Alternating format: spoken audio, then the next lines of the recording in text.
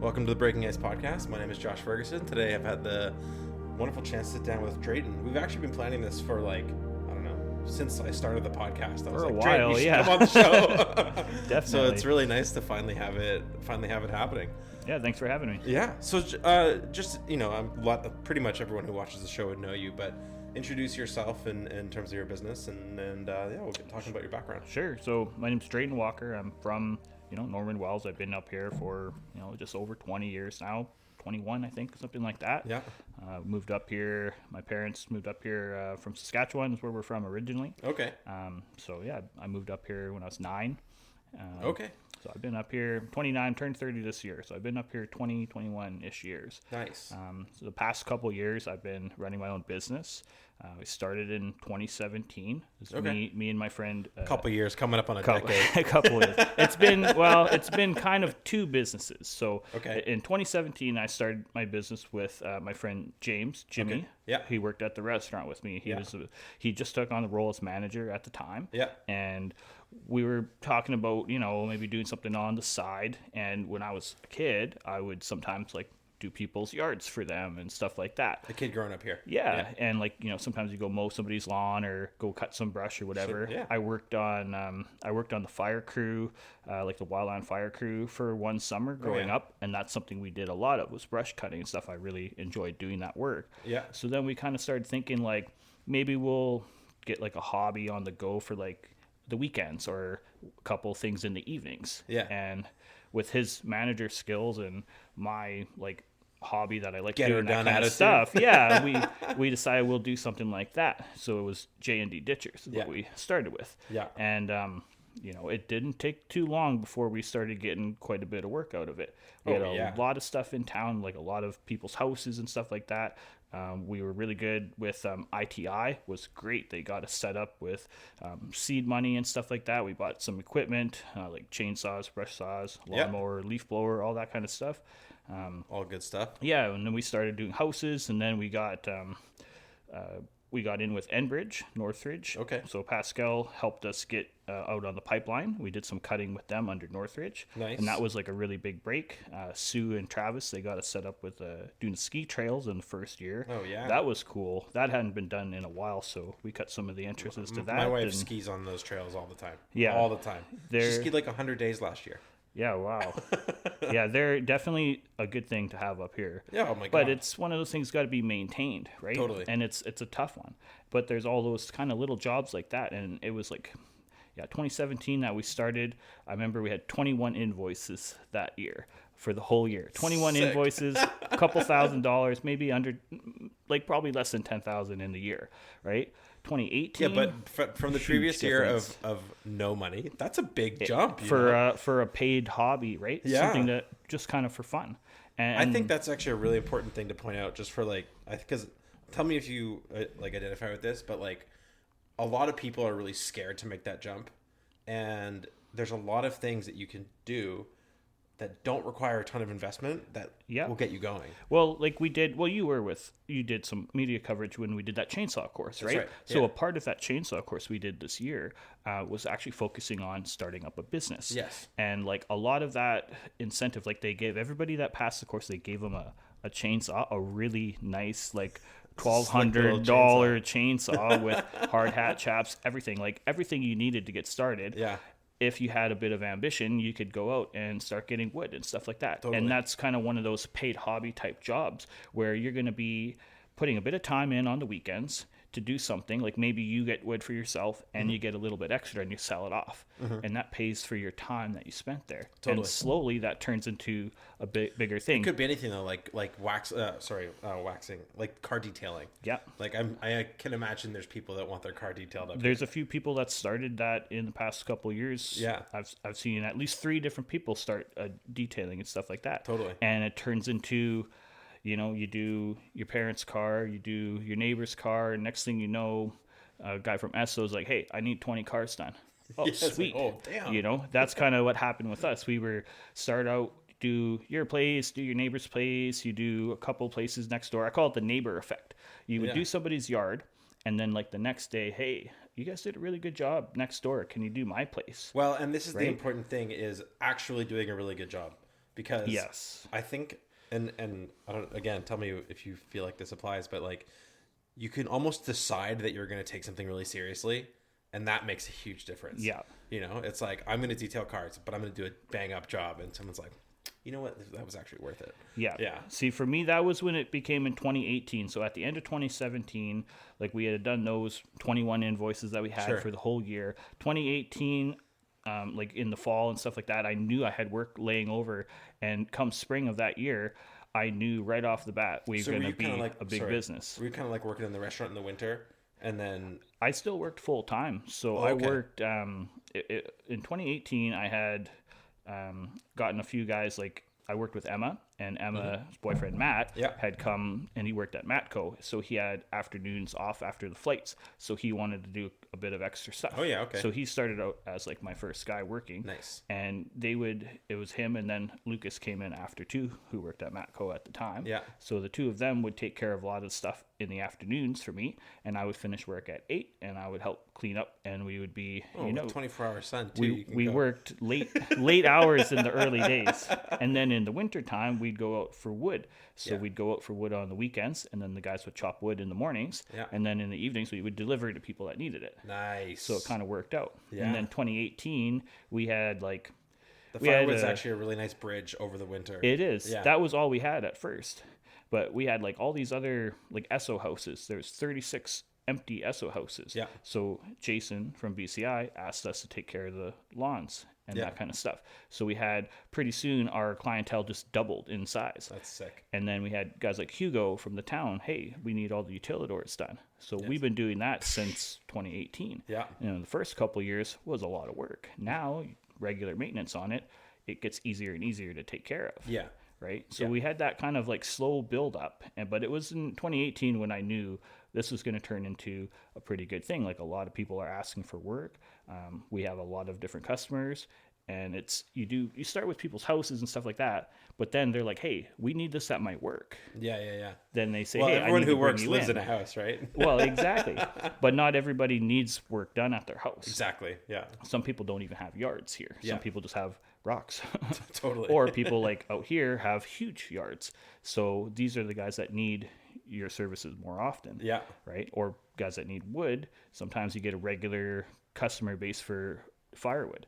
And like over the years, especially this year with the rising cost of fuel and stuff, I got a lot more customers this year. Yeah. So well, and there's a lot of people that need firewood who just it's too hard to go get. Like it's a huge toll. It is. To time. It's not a waste of time, but it's a lot of time commitment and then equipment too. That makes it a lot easier, right? Yeah. You can collect. See, for us, it's not so bad because we have bigger trucks and we have a crew of guys. So we go out with 4 guys, 2 big trucks. We get all day long, but we can get 10 times what a regular person would get in a day. Yeah, right? Yeah, makes sense. In the same amount of time. Yeah. So for us, it's profitable that way. Yeah. And we're not burning our own wood up. Yeah. So we can sell it all off. Yeah. How many cords of wood do you think you sold this year alone? Oh man, like in the fall, I started off Richard Popco. He bought 7 cords of wood off me right in the fall. That was like everything I had outside the shed gone. Yeah. And then the shed I didn't even know full. that you had a shed. I just thought whenever I drive by, I thought everything outside was all you had. It's all hidden. It's all hidden in the back so people don't steal it. But yeah, no, he cleared that out like right in the fall, getting ready for winter, because he normally gets his wood from the river. Yeah, but there was none. There's nothing. There's no water, no logs floating, that kind of stuff. So he was kind of worried that he was going to run out, so he wanted to stock up on a bit extra. Yeah. And then right after that, we were getting calls, truckload here and there. I probably have 5 new customers this year who are pretty regular. Like every couple of weeks, we're dropping stuff off. Oh, yeah. So to a point where we actually ran out of wood. So we had to wait, and it was lucky. It was like just like end of December, like Winter Road was just opening up. So like early January, we're like, hey, let's get on the road. We found a good spot down by Elliott. Awesome, dry, standing dead wood. Do you use skidoos and stuff to haul out, or is it mostly just walk and make a trail? You guys are hardcore. We shovel a trail into the forest, cut all the wood. Well, it's just. The skidoo is just another thing you got to bring with you, and it's but it can haul the wood. Wow. You're like, who needs a skidoo when you have 6 guys? Yeah, we got 4 of us out there.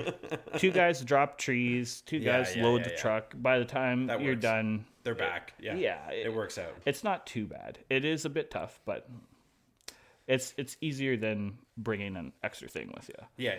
That's fair. Yeah, whenever I plan to go to Oscar Creek or whatnot, it's like, okay, like we need a skidoo, so like, or maybe we'll put it on the trailer and then someone will drive it home, or it's like a whole thing. Yeah. But with less people, you kind of need it. With less people, definitely. Yeah. Like, and a lot of guys, sometimes they'll camp out. They'll set up a tent or whatever. They'll have a spot where they go to harvest. Yeah. And they'll go out for a whole weekend. They'll cut and haul a bunch of stuff to the road, and they'll haul it into town with the truck. Yeah. And then they just haul their skidoo back. So it's kind of nice to do it that way. Yeah.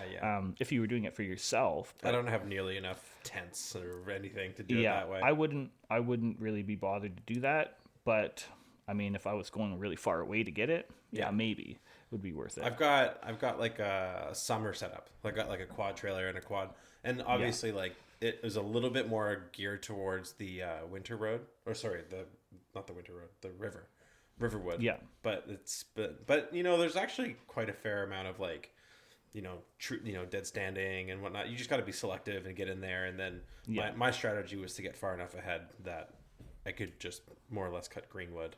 Yeah, if I needed that's the goal, really. Like anybody that burns wood, you want to be cutting next year's wood. At least if you can pull it off, you want to be cutting 2 years ahead. Wood. Then you're that's really the dream. That's the dream. But a realistic goal is cutting next year's wood. And that's kind of what we aim for. Yeah. Do you you cut mostly spruce? For the most part, mostly spruce. There's a few people that prefer birch wood from us. Who doesn't prefer birch? A lot of people are, I don't know what it is about birch wood that people don't like. I think it's just so nice. Everybody thinks it's dirty, really like oily, and it'll clog up your stovepipe and catch fire. But a lot of people are probably burning it before it's nice and dry. And both things are true. Like it is more oily, and it does create more creatine. Creosote. I think not creatine. That's the other thing. Creatine's like workout powder. It's creosote, but you can just clean it off. Yeah, like you just brush, as long as you brush your. If you have a really complex chimney, I can imagine spruce is whatever. But I think it's because a lot of people that have wood stoves have metal roofs, so they don't go on metal roofs. Oh yeah, they don't want to. It's slippery. You can clean it from inside and push the broom up, but I don't know. I think people think cleaning the chimney is a lot harder than it actually is. Well, don't tell them that.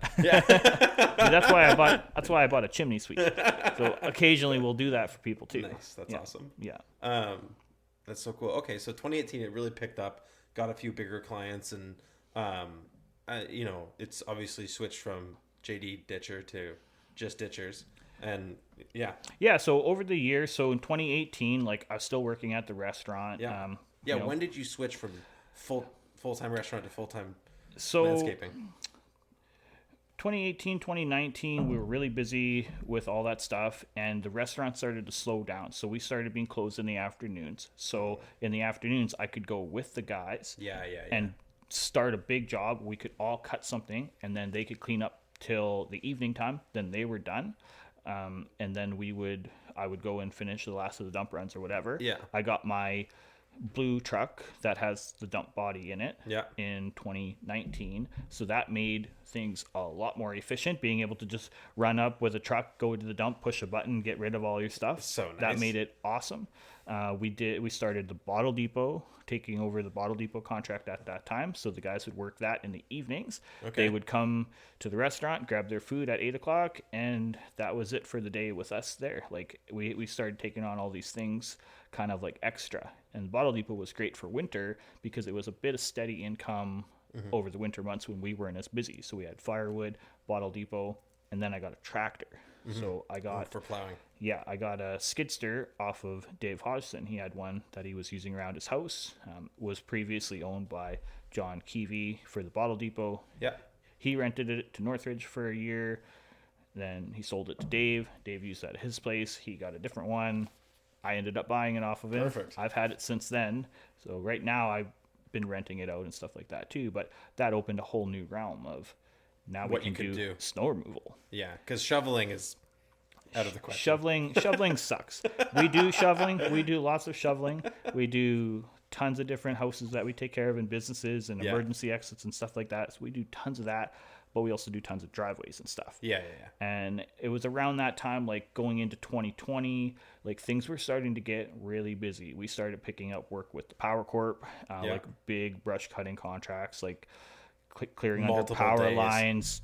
Weeks. The big contract we got, the first big one we got in the industrial yard out by the dump. So like, when you first pull into the dump road, out like where Northridge Camp is and out where Pete had his welding and stuff like that. Where we did the chainsaw course. Where the chainsaw course was, all that area.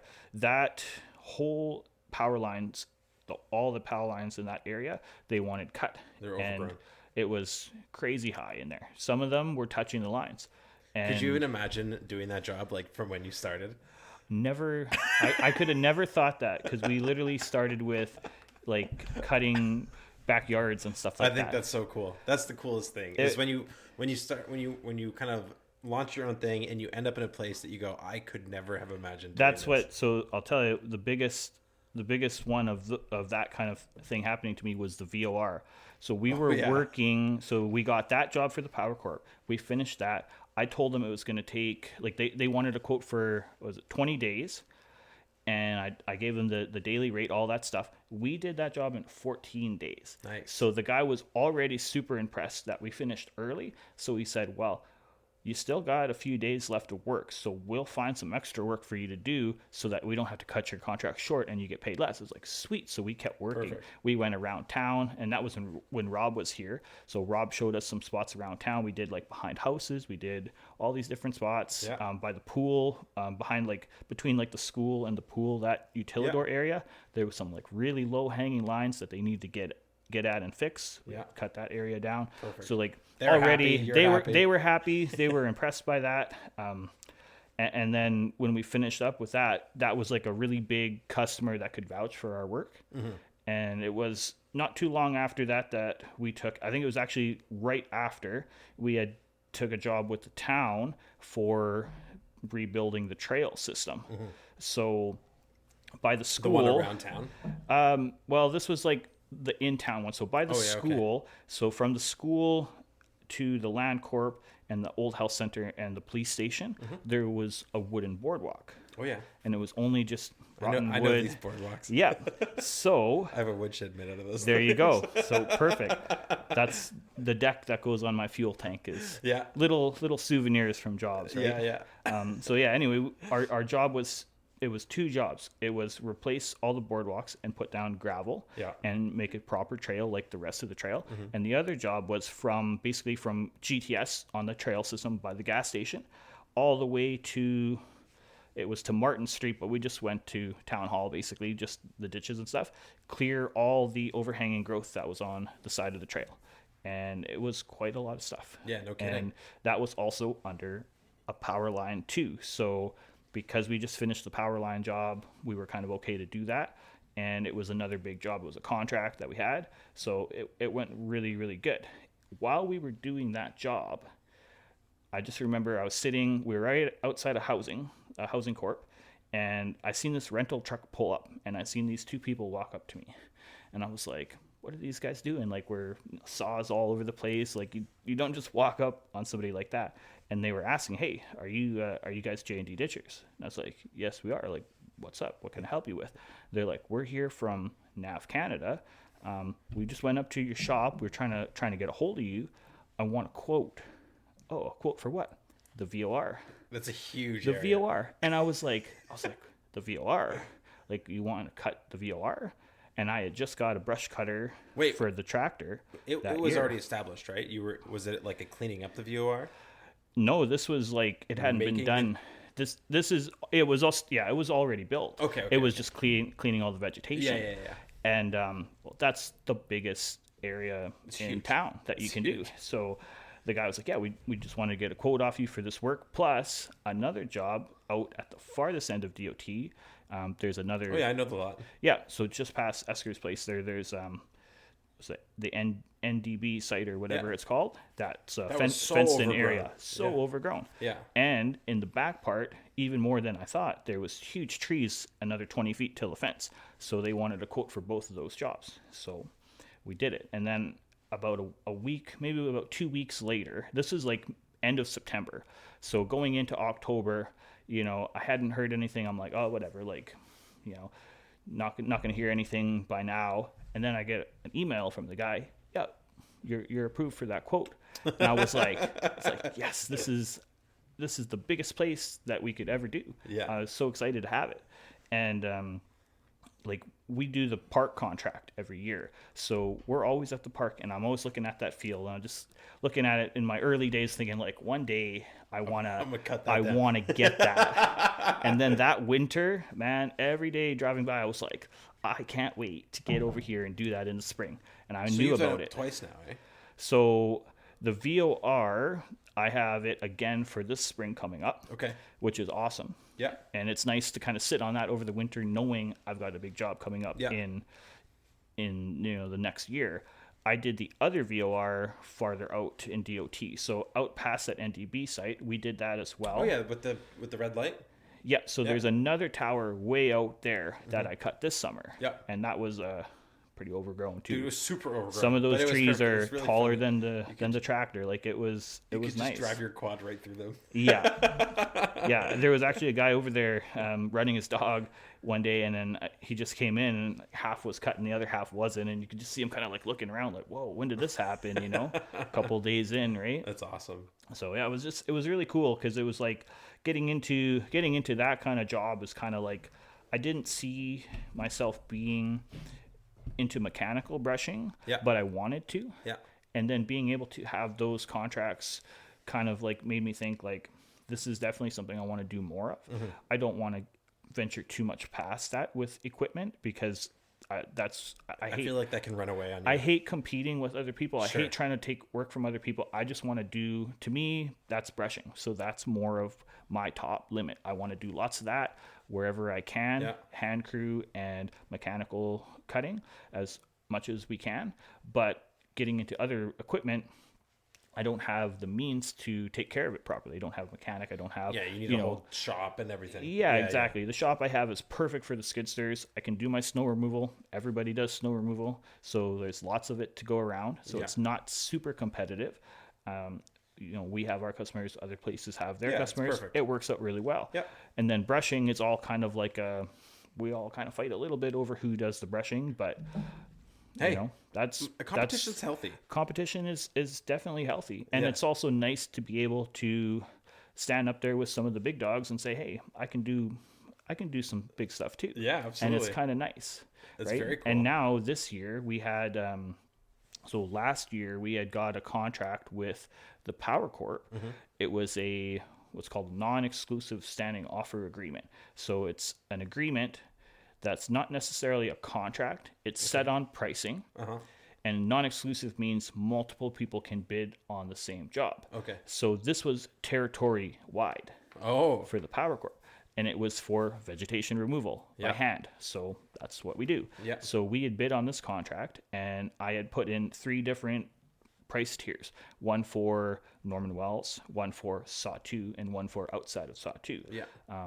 You know, other places we have travel further and don't know people. Saw 2, we know lots of people, easier accommodations. And then obviously here, cheaper, no accommodations, stuff like that. Yeah, yeah. So we had done a lot of work the 2022 year that we did a lot of work in town. Mm-hmm. We did, I think it was 21 days we did with a different guy from the Power Corp.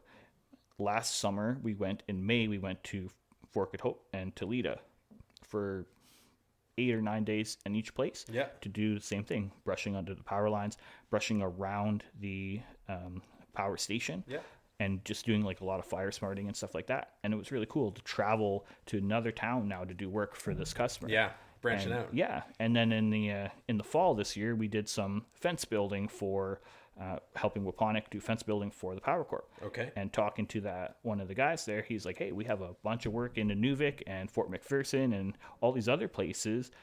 we might be calling you this summer to come up and do them. It's so, like, okay. Yeah, I'm ready. It's nice getting a little bit on the bigger side of like the work, that kind of stuff, like traveling to other places, but it's the same customer. And with the Power Corp, it's awesome because it's really important that these lines stay clear because fire hazard. Fire hazard is a big one for sure, or it could knock power out. Like we've had power lines out here in DOT, trees hit them and stuff like that. You're out of power for 6, 7, 8 hours. Got to fly a crew in.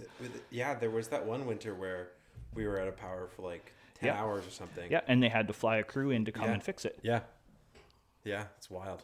And it's for the most part preventable. Right? Totally. If you keep up on your vegetation control and that kind of stuff. Yeah. So like there's definitely I see a big future working with them. I hope to do a lot more work. I like that kind of work. It's great cutting down the big trees by the power line stuff. Perfect. It's awesome. Yeah. Yeah. Skilled. Skilled. Yeah. Yeah. You need to be careful with that. You don't want them to fall the wrong way. Yeah. You can't. You can't just mess around with that one. Yeah. Which is really cool. When we were doing work in Toledo, the guy had like all these fancy tools. He had like this fiberglass extendable stick and stuff like that. You could rope off the trees. He was teaching us a ton of different stuff. And then he had this really cool pruner saws, all electric powered. Okay. And he would go up in the bucket truck and he would cut the tops off little things till they were under the line, and then we could knock it down. Oh, no if we problem. had like a huge tree. So it worked out really well. Have you have you kind of ventured more into electric tools, or you mostly stick with gas? Living up here, and it's cold all the time. Yeah. Gas is king. I am not a fan of electric, but this guy's got me almost sold on buying an electric pruner, because he could not stop talking about how good it runs for him. And like, I get that, especially when you're up in like a bucket truck and you like ran out of gas and you got to calm down. Yeah, you just switch battery. Grab one out of your pocket, put it in. I feel like it's a different tool. It is. Yeah. But to me, it just I'm not 100% sold on it yet. I don't know if the battery technology get a little bit better. Yeah, things are better these days, longer lasting, that kind of stuff. Yeah. But I don't know. I'm a big fan of the gas powered equipment, definitely.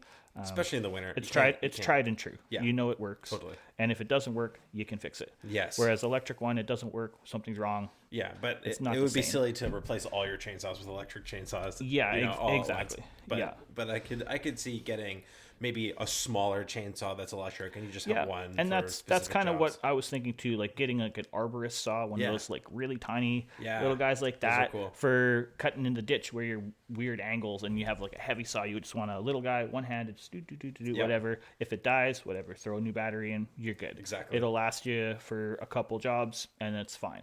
And small chain, so it's not as expensive to replace it every time you hit the rocks, whatever. Yeah. Same with the pruner. You need a good pruner when you're cutting branches and cutting tops off of trees. Yeah, electric pruner, the one that guy had from the Power Corp, it was awesome. But they're $4,000 each. Yeah. So no wonder it was awesome. Do I want to buy that? I don't know. Like, how much are you going to use it? Exactly. Yeah. How much am I going to use that? Yeah. Whereas the regular equipment we have, a $1,700 brush saw, we use that every day. Yeah, it's worth you get having your the value best one. For sure. Yeah, for sure. Yeah, $4,000 specific saw. Maybe if you had a lot of that work coming up, it would make sense. Yeah, exactly. Or renting it too, but totally renting is another. It can be a good and bad thing too. Like having a supply of saws that you rent out to people. Yeah, exactly. Yeah, I can see. Like, there is something nice about just being like, we're the only ones that use it. You know what they've been through. If you have to use the saw again and somebody else used it and they broke it or they put the wrong mixture of gas or something in there and it was a time bomb, basically, by the time it gets back into your hands, you're in a bad situation because you can't really be mad at the person because you did kind of let them use it or whatever. It's kind of like a part of the deal. Yeah, but at the same time, you are mad at the person. You're like, can't help it. You didn't treat my saw very good when you rented it, kind of stuff, right? Yeah, totally. Versus if we use it, it's our own fault. That's the risk of renting, for sure. It is. Yeah. That's very cool. I just think that stories of how people have developed their business, because it feels, before you do it, it feels like such a impossible thing to do. And then once you start and you just get a little bit of momentum, then it's like, there's like a skill in looking for opportunities, you know, and recognizing opportunities. And before it's like, there's this thing I heard where it's like, oh, on your way to work today, how many red cars did you see? And you're going, I don't know. Like, yeah. It's like, okay, I'll give you $20 for every red car you see tomorrow. You know, next thing you know, I saw 8. Yeah, exactly. You know, so that kind of and I really believe that noticing opportunities is the same thing. It's See, for me, I find a lot of my good opportunities come from the smaller jobs turn into a bigger job later. Totally. Like you do like a random job. We do tons of random jobs all around town, and it could be as simple as taking a load of garbage out for somebody, or picking up a quad and bringing it to their house, or moving a bunch of junk plywood or something like that. Unloading, like next week we're going to unload an order of paper. Okay, that's going to take us half an hour, but you do these little jobs for people like that, and you show up when they want you to, you help them out, and you show that you're reliable. Next thing they know, they got a big job come up, and they say, well, who do I know that's really reliable? Yeah. These guys always help me all the time. I'm going to give them the first shot at something big. Yeah. And sometimes you get a big job like that. For example, the school. Yeah. We do garbage runs for the school once in a while. Sometimes we'll go and shovel the stairs. Perfect. Last year, we painted the entire school. Oh. That turned into a huge job right when we needed it over Christmas break. Yeah. It was awesome. And I like to think that's because we put in the time with those small jobs, and they said, hey, you guys are always good to us for these small jobs. We got this big thing. We want you to do it. Yeah. And perfect. That's why I like to never say no to people. Yeah. You know, might postpone stuff here and there, but I don't like to say no because I like to help people out. And that's the nice thing about being a business owner is you can do that. You have the choice to choose what jobs you take on. And if you take on as many as you can for as many people that you can help out, it's just awesome. It's true. Right? It's true. Especially if you can keep up your quality. Yeah. That's the biggest thing. And I think a lot of times people fall into the trap of taking on too much work. Taking on too much, and the quality starts to drop. Yeah. And you really don't want to do that because it affects your credibility. It does, because then every job, people are looking at the last job you did, and, well, you kind of rushed that one. Yeah. Now I'm going to think twice about it. Yeah. Right? And that's where it becomes kind of like an issue of prioritizing jobs, like a triage. Like, can I do a good job at this right now? No, I can't. Yeah. So I'm either going to have to say, no, I can't do it right now. I don't want to say no altogether. But and we've had this happen all last year. We were so busy with bigger contracts. We had people wanting work done.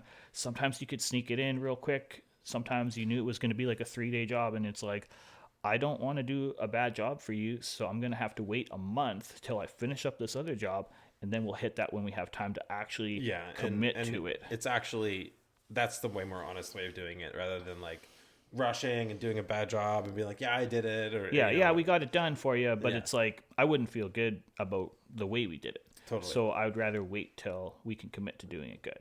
And sometimes that means job for next summer, right? And most people understand that. Like, I find a lot of people up here, they see you working all the time. They see the quality of work you do. They understand why you want to push something back. Yeah. And they appreciate that you're going to do a good job when you get time to do it. And what do you feel like what have your biggest learnings been from running your own business or being a boss, you know? I feel like that's something new that you didn't necessarily expect to be doing. Yeah. I mean, I've always liked being a leader. Yeah. Like, growing up, I was in cadets, and for the longest time, like, you know, going to summer camps all the time in Whitehorse and stuff like that, and staffing events and going, literally rising through the ranks to being the leader of cadets and stuff in town. And like, it was that kind of stuff, those opportunities really set me up in like a good leadership kind of position. And I like to teach. I like to teach people new skills and help people get good at working and stuff like that. And being a business owner, I find that's a good opportunity because I'm often working with youth who are, you know, in high school, just out of high school, or early in college. So these people they're always coming with not a lot of experience in the working world, and where we're working with, in some situations, pretty dangerous stuff like chainsaws. Yeah. You know, it's have like, an opportunity. I'm going to trust you. You got to build that trust over like small job to bigger things, like smaller equipment to bigger equipment, that kind of stuff. But that teaching curve and that leadership, it's like, watch how I do stuff. the safe way, how to do it. I'll teach you how to do it the safe way, and I'll make sure you learn it that way. And then people will go on to another job, and in my opinion, they're learning a safe way to work right from the get-go. Yeah. Whereas a lot of people would be maybe doing stuff around the house without even knowing the risks that they have put themselves in, like cutting wood at your house for your parents or grandparents or something, not thinking about wearing chaps because you never see it at home. And cutting on a weird angle. Or whatever, exactly. Cutting around metal. And just been really lucky for a long time. Totally. Whereas when you're working, it's like, okay, you're cutting one log, put on your chaps, put on your helmet, put on your glasses, all that stuff. Don't take any shortcuts here. No, because makes sense. You need to learn that right off the bat. So like I think definitely learning as a business owner over the years, learning how to be a leader in that sense and learning how to be a teacher in that sense has been a good skill that I've developed from that. Yeah. And then just learning your networking and stuff like that. How to talk to people, how to set up opportunities for something later, and how to leave doors open. Yes. When you're done a job with somebody, like how to leave it open in a good way so maybe the next job can come. Yeah. That kind of stuff. Like it's a hard balance for sure. But being part of the community and all your people that you deal with are people it can be kind of tough in some situations at the same time where you got to do this really expensive job for somebody, but you don't want to rip them off because they're your friend or you know them, and you don't want to like overcharge them. But you get to a point where you're like, there's a certain cost for that is I can't do fair. It for free. Yeah. Exactly. So trying to convey that message of like, I'm doing this for work, I'm not your friend right now kind of thing. Yeah. Without being rude about stuff. That's a skill that definitely takes time to develop. But as you grow into business, I feel like a lot of people get that pretty well. Yeah, I think so. And what do you feel like is their biggest like area for growth? Like, what do you struggle with in terms of leadership or whatnot? And do you have any like goals for yourself for this year? It's kind of hard when you're working with people that are your own age or friends. And as a boss, it's hard to have that black and white, like you need to do things a certain way because I'm your boss telling you that, but it's also like we're trying to have fun here because we're friends at work. Yeah. So sometimes that can be a bit of a balance. And as many young business people who have people working for them the same age, I'm sure that's a huge thing people face. You must be excited just to go gray, so that... Right? Well, that's the thing. The older I get, and most of the time, the people that we hire every year, they're about the same age every year.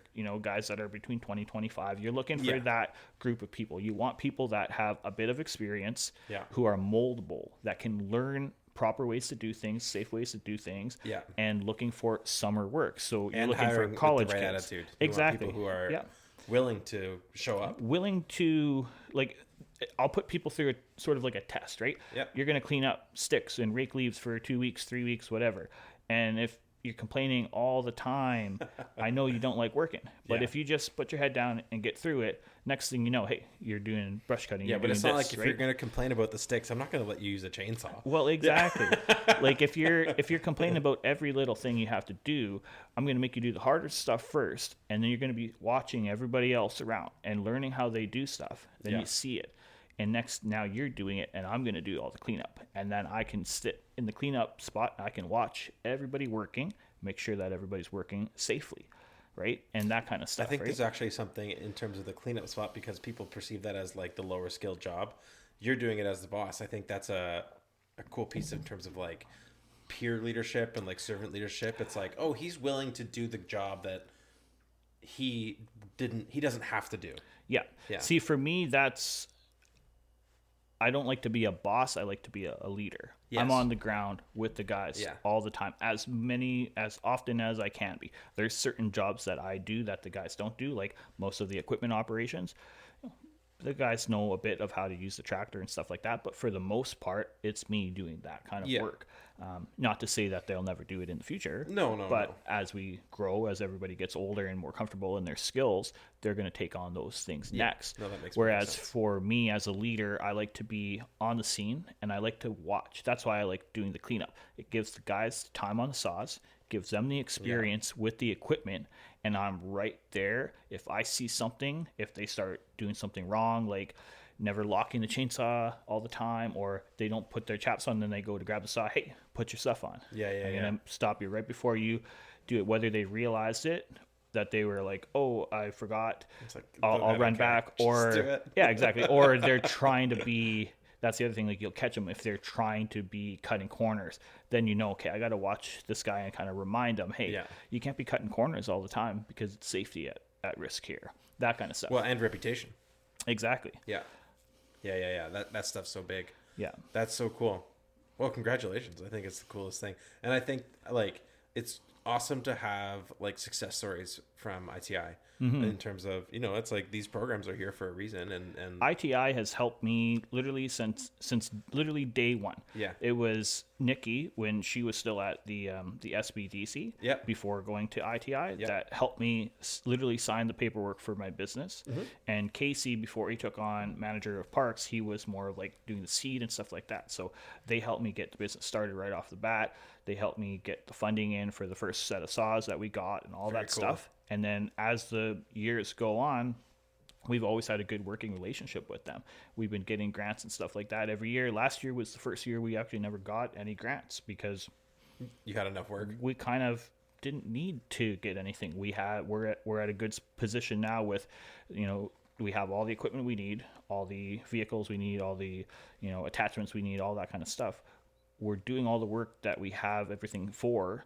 We don't need to expand in anything else. We're pretty set. So it's more of just like optimizing our workload now to get the most out of your equipment, right? That kind of stuff. So for sure, it was nice to kind of not have to have anything. Yeah, but it was also kind of like what could I get kind of thing. Like if I could still apply, but thinking about it, it's like not really in the need for anything. Yeah. There is that initial stage of like kind of setting things up. I went through that too in terms of acquiring cameras and equipment and lights and all that kind of stuff. And then at a certain point you go, great, I'm pretty set up now. Yeah. Now I can do all the things that I want to do. Yeah. And it's a good feeling to be able to grow into that kind of a thing. Exactly. So did you always want to run your own business? I don't know. It's always I've always liked the idea of business, like doing stuff like that. Like I started work at an early age. Like I started work actually at 11. Okay. I worked at Northern. Okay.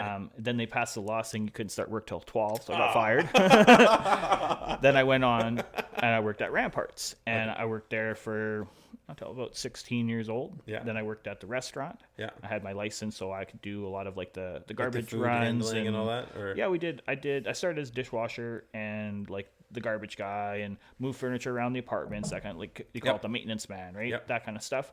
I was like the assistant to the maintenance man at the time.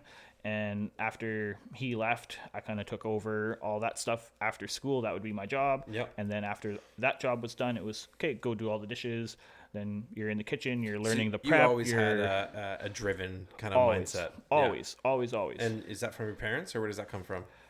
Yeah, definitely from the parents for sure. And like, I don't know, just kind of like when you live up here, everything's expensive. Mm-hmm. You got to work for what you want. Yeah. So like as a kid growing up, you're like, oh, I want to buy an Xbox. I want to buy a game. I want to buy a Skidoo. I want to buy whatever. You got to go and get a job and then work. And I feel like a lot of people are losing that drive nowadays. Like I don't see that in kids as much, but I think it's a bit on the up now. Mm-hmm. It's starting to come back a little bit. But like, I don't know. I just, to me, it just seemed normal, right? You worked, everybody, all my friends, we all had jobs. We all worked different places. Yeah. Back in the day when the store was a DVD rental place, awesome. It was awesome. We all worked at different store or the restaurant. So one person would bring home food, one person would bring home movies, one person would bring home pop. And on the weekends, we would watch movies or play games or go skidooing or whatever. Yeah. But every day after school, it was like, oh, I'm working till 8. So like, what do you want to do? Oh, I got homework tonight. So maybe maybe tomorrow we'll watch a movie or something, right? Yeah. Everybody was working. So then on the weekends, everybody had like one day off. So we all hung out like that. And we were all like little adults in high school. Everybody had school, everybody had a job, everybody had stuff, but we still made time to hang out with each other. Yeah. And I think being like all of us having that same kind of like schedule and that kind of stuff, it just seemed more normal to be working like that. Yeah. Right? I think that's a really I think that's awesome. I think it's cool to have that kind of routine. Yeah. And community, right? You had community within the community. Exactly. Yeah. Yeah. What was I going to say? Driven, blanking here. When I had always felt like I wanted to like run my own business, but it always felt like so like out of reach, or like it always in the early days it really seemed like that to me. Like when I first started, but it's funny because I started at 22 is when I started. So I bought a truck that I got, that old one with the stripe. It's an old mining truck from Yellowknife, actually. I love the colors of it. That's where I picked the company colors, the blue and orange, that kind of stuff, and the old diesel. Like I love that truck. Yeah. It belonged to my friend's aunt, who shipped it up full of supplies on the barge to work on her house. I think it cost her like $3,000 to ship it up, and it was going to cost like $6,000 to ship it back. So she just sold it I bought it off her for like $3,500 or something. Perfect. Super cheap for a big truck like that. Yeah. And that was the work truck. It was set up just perfect for a work truck, old mining truck like that.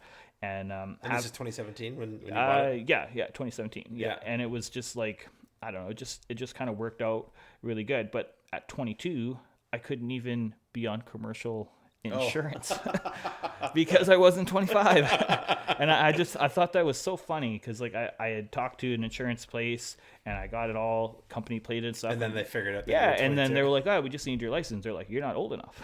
I'm like, "What do you mean I'm not old enough?" Like I started a business, I did all the paperwork, I filed it with corporate registries, bought the truck, and I'm not old enough. Like I'm okay, sure. So a couple years later, now I'm on it and stuff like that. It's fine, but it was just so funny. So annoying. Yeah, and I just found like those early days where, 22, you're still pretty young. Like a lot of people, you're still a kid. To me, I'm almost 30, and I look at like my brother, those guys, they're all that age, and they're still kids to me. Yeah, but to start I feel a like business 25 like is a turning point. Yeah, definitely. I would say definitely at that. Yeah. You start to be more of an adult. Yeah. But like, I don't know, just starting a business at that age, a lot of the time people are like, "Oh yeah, like you got a business, like what is it, like a lemonade stand kind of thing?" Like they kind of give you like the gears, right? They're like, "You're just a kid, what can you do?" Yeah. That motivated me a lot. Nice. That's what made me want to take on. You think I can't do this? Yeah, exactly. That spite mentality. There was so much, not necessarily out of bad spite, but it was just like it's a driver. I'm going to prove you guys that I can do something. Yeah. And I did. And that really kept me motivated in those early days, for sure. And then to a point where that motivation turned from, oh, I'm going to prove to you that I can do it, to I'm going to keep doing it for as long as I can and make as many people happy and that kind of stuff. Like work as much as I can and accomplish as much as I can. What's so incredible about it is that you've built this thing, and now like other people get work from it, and like you can employ people and help people grow and serve the community. And it's just, see, that's the other thing, as like as a boss, as a leader, you're kind of like a father figure of your business, right? Yeah. I'm looking out for as best interest as I can for my guys. I want to make sure they have as much work. I want to help them get their goals. So you want to get a new Skidoo, you want to get a new truck.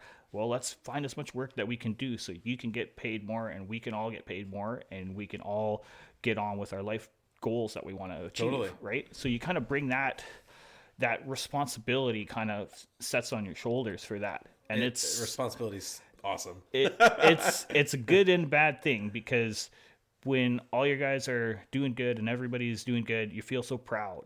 But then you start to slow down, like us in the wintertime, and it's just kind of like, now I've got other mouths to feed because I got to make sure my guys are content with their income. Yeah. So it can be scary in a sense too. Well, it's not bad, but it's real. Yes. Yeah. It sets in, it does set in really like that, where you're like, I'm responsible to make sure that everybody stays good and doesn't go off looking for other things or whatever. Because that ultimately serves, well, it's one thing I realized. It was like I wasn't able to take care of other people the way I wanted to until I started to put myself first. To a certain extent. And 100%. But once I did decide to prioritize what was best for me and my nuclear family, then all of a sudden I could be generous in ways that I... See, that's where I found like working in the restaurant in my, before I quit 100%. So it was 2020. Did COVID make that happen?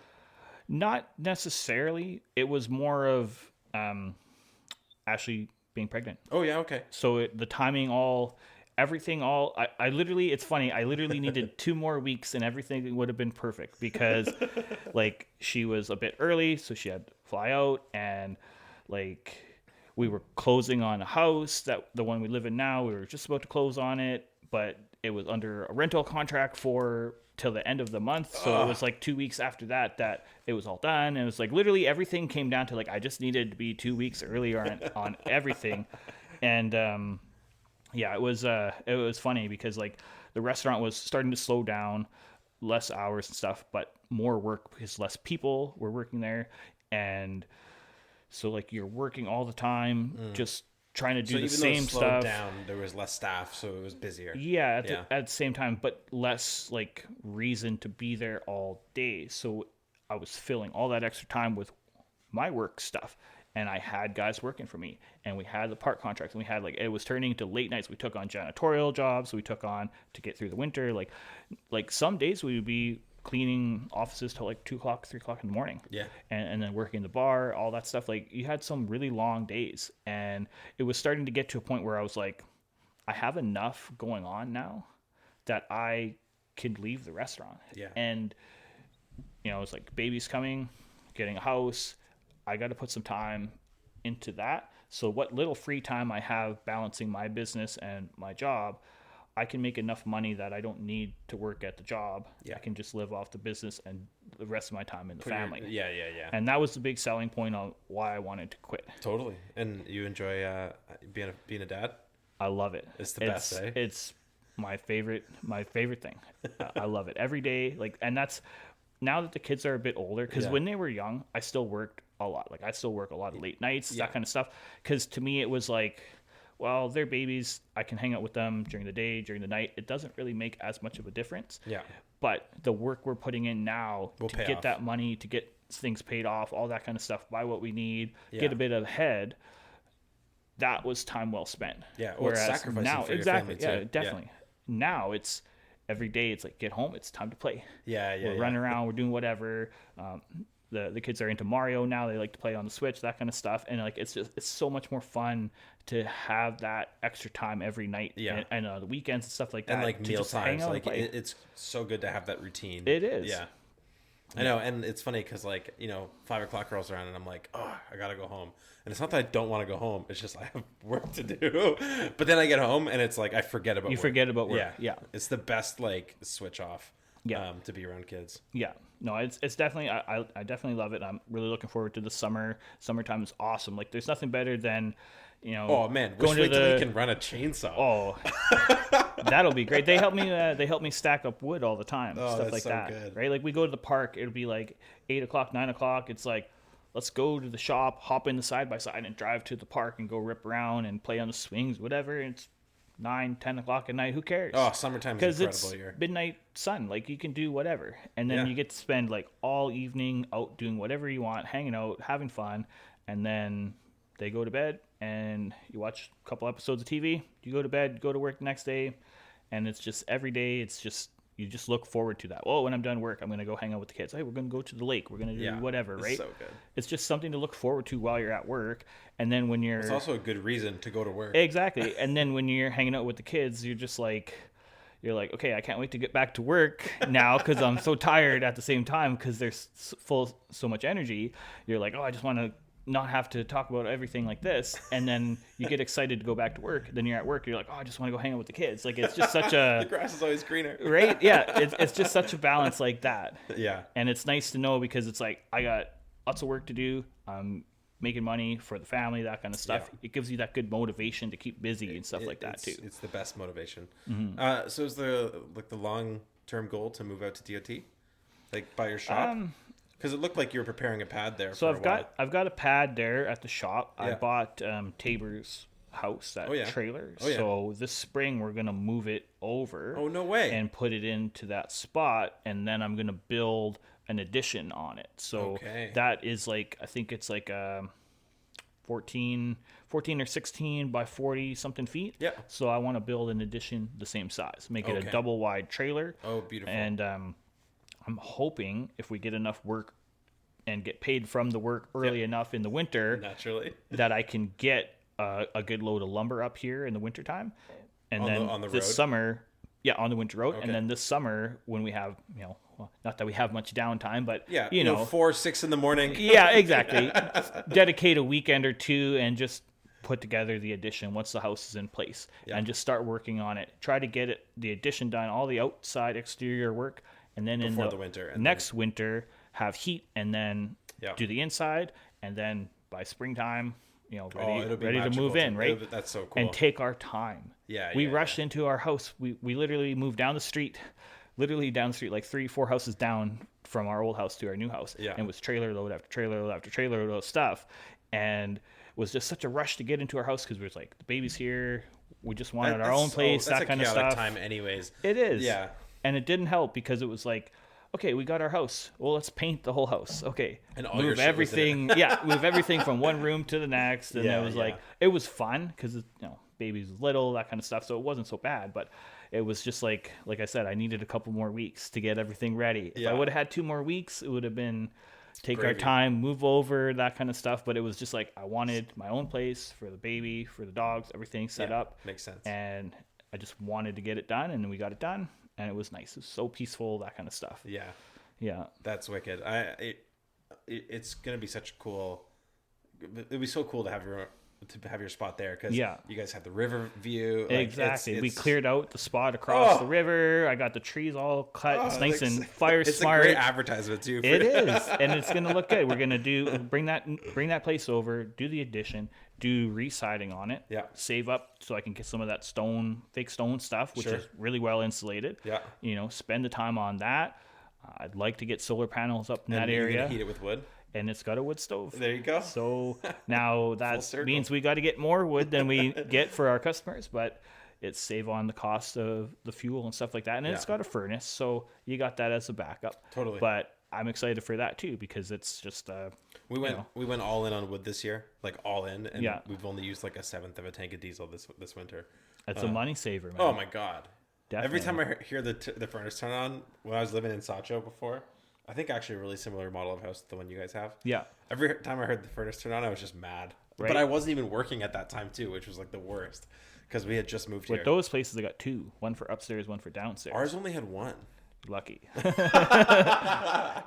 Most of the time we turn off the upstairs one because it gets hot enough with just the heat just going up. So what I did is I sealed off all the vents upstairs and just the rising heat. Just the rising heat. I was like, it was the best thing we ever did in that house because it was way too hot upstairs and way too, well, not way too cold, but like it was just chilly downstairs. Yeah.